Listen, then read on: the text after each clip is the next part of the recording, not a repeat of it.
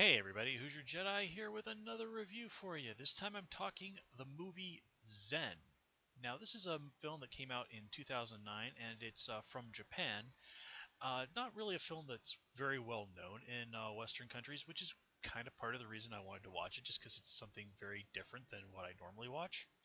Uh, and this movie is a biography of a fellow by the name of Dogen. And uh, in short, he was basically the guy who founded the Soto school of Japanese Buddhism. Now, Japan, like of course all countries, uh, their culture was very heavily influenced by their religion. Japan, of course, being a little different in that people there are both Buddhists and Shintos. It's a complicated thing. But anyway, one of the big things about the Soto school of Zen is that uh, Japanese Zen is kind of the stuff that's best known in Western countries. And so, of course, as I said, religion, enormous influence on Japanese culture. So, this guy is in Japanese religion a very, very important figure. And the movie kind of tells the story of his life in, I mean, it's really very, very poignant. And, just because I've lived in Japan and I've studied their culture and such, I have a little bit more knowledge of this sort of thing than Western people, but there's still, I still really only very new to the basics about this guy. And this movie goes into it in a lot more detail. And it's presented in a way that's very moving and very real to sort of this guy's life and his beliefs, and you can see why he became such an important person. And it really kind of grabs you right out of the gate when you meet him, this fellow Dogen, as a kid, and he's spending some time with his mother, who basically knows that she's going to die pretty soon, and they're just sort of having this conversation about life. And this emotional honesty and this poignance is very prominent throughout the movie. Even as a young guy, you see that Dogen is a very sincere person. He genuinely believes in, Buddhism being the right way, the thing that he wants to do with his life, that it is, there to help people find the correct path in life. And as he goes from, being a young man in China, where he sees a lot of people, the religious leaders there, he went from Japan to study Buddhism in China. He sees that a lot of the religious leaders there have, in fact, kind of gotten caught up in politics, and they're more concerned with that than the actual faith. He goes back to Japan, and he kind of founds his own school, which, as I said, is going to come to known as the Soto School. And this leads him into kind of a clash with, other monastic orders. And there's actually a scene in the movie where a bunch of monks from a rival school get weapons and, basically march over to his temple, intending to burn the place to the ground. And stuff like that really did happen in Japanese history. And occasionally things like that still do happen. I'm not sure if it was in Japan, but years ago, I think I was like a teenager, I saw there was basically like somewhere in Asia, a group of monks actually like started a riot over, something involving funding from the government. I mean, it was pretty crazy stuff. But kind of on the side, they also sort of tell the story of Dogen dealing with this lady named Orin, who's, long story short, had it pretty rough in life, and she sort of ultimately kind of ends up turning to Buddhism as sort of a way to sort of just deal with all the terrible things that have happened to her life. And we kind of also see her story. But at the end of the day, the movie is about Dogen, and the things that he went through his life. Other prominent characters are also, of course, some of his main disciples, the guys who would end up carrying on his legacy.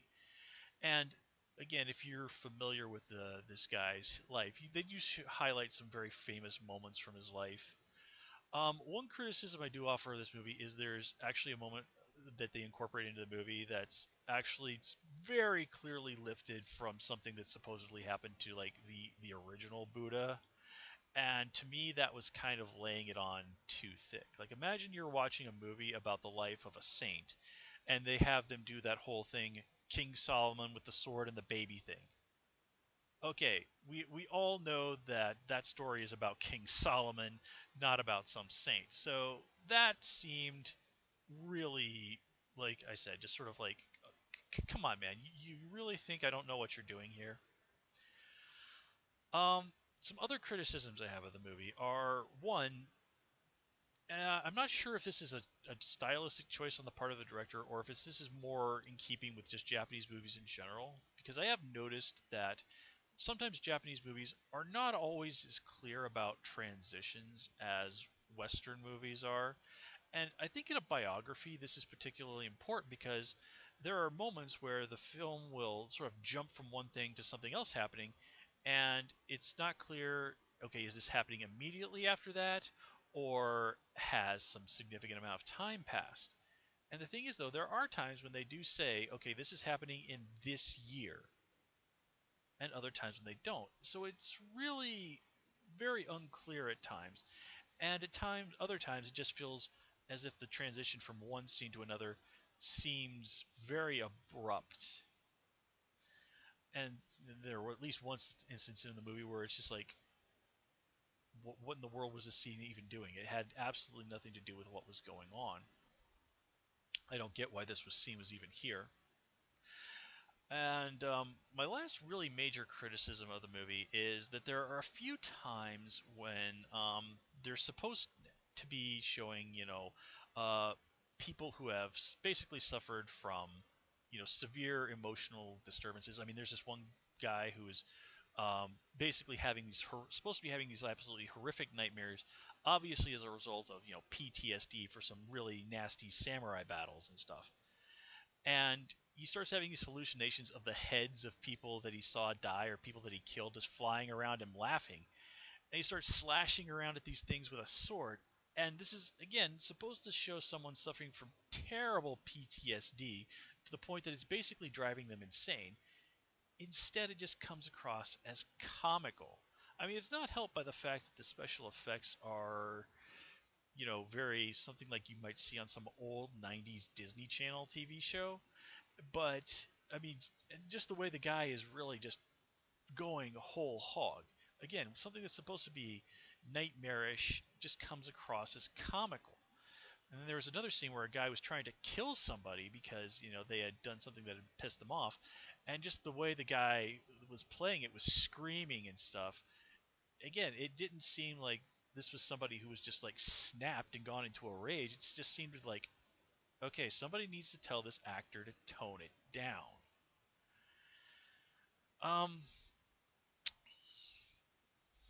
yeah, but despite that aside, as I said, this movie does really a very great job of kind of laying out the life of Dogen.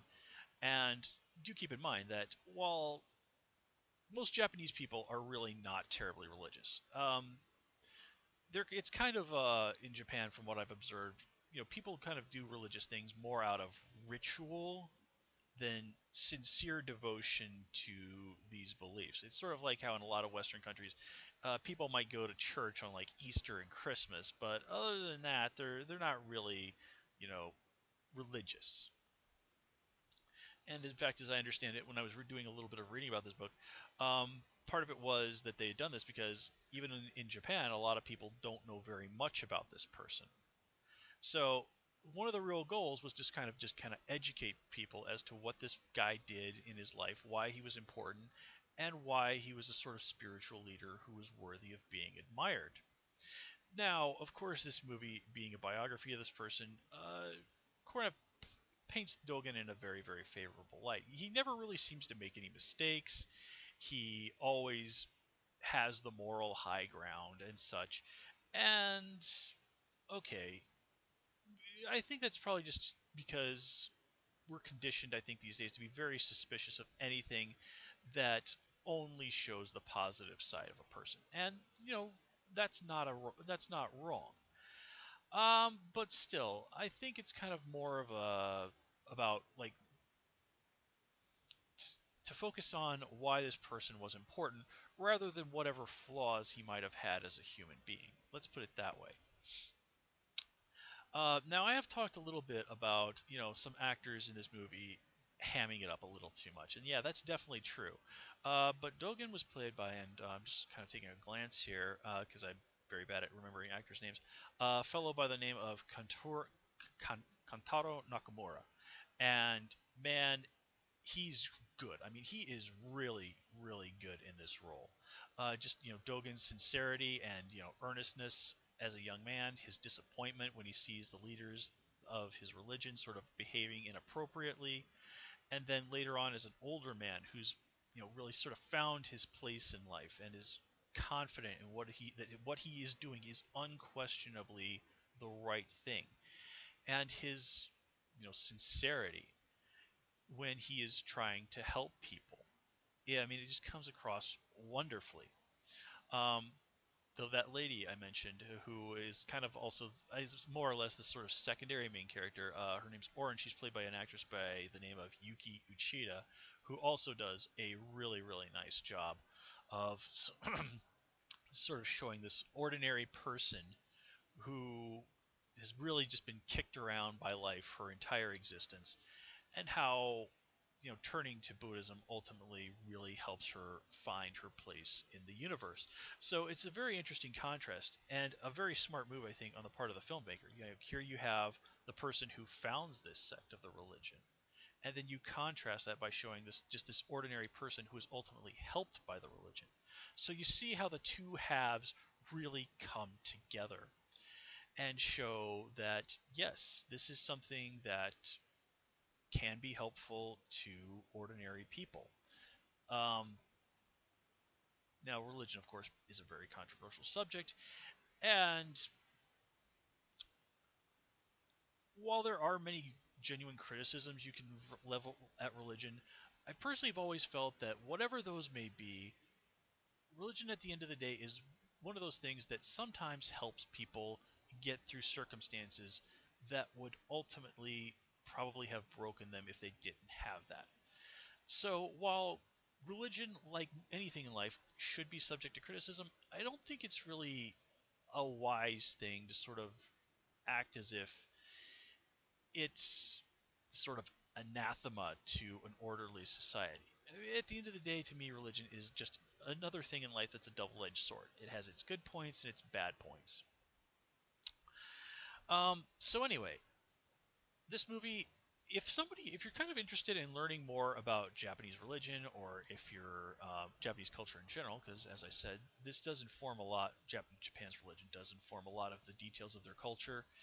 If you're kind of just interested in the idea of learning a little bit more about the history of Zen, it's a really great movie to watch. And while it does have some flaws, there are some moments of writing, some questionable acting choices, and all of this, it's ultimately a really, really strong film. It's one that you walk away from thinking, like, you know what, a lot of stuff that I saw in this movie is going to stick with me. And at the end of the day, I don't think that many movies can really ask for much more than that, especially movies that are trying to tell the story about a person's life, and particularly the moral concepts and choices that that person lived by. So, with that said, guys, I'm going to call it here. As always, please comment, rate, and subscribe. Of course, you can follow me on Twitter at Hoosier Jedi. And until next time, take care and have a good one.